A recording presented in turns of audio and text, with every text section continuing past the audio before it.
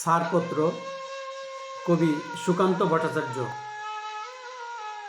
যে শিশু ভূমিষ্ঠ হলো আজ রাত্রে, তার মুখে খবর পেলুম, সে পেয়েছে ছাড়পত্র এক। নতুন বিশ্বের দ্বারে তাই ব্যক্ত করে অধিকার জন্মমাত্র সুতীব্র চিৎকারে।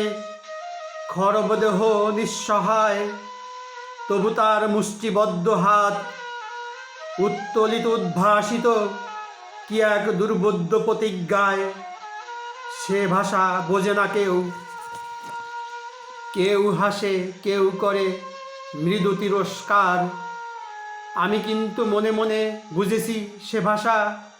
পেয়েছি নতুন চিঠি আসন্ন যুগের, পরিচয়পত্র পড়ি ভূমিষ্ঠ শিশুর। অস্পষ্ট কুয়াশা ভরা চোখে এসেছে নতুন শিশু, তাকে ছেড়ে দিতে হবে স্থান।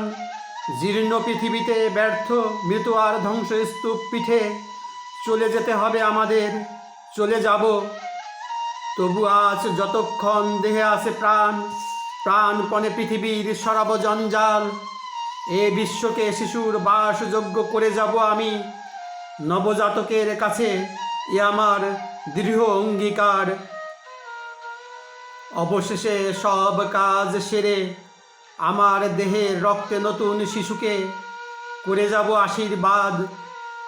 তারপর হব ইতিহাস।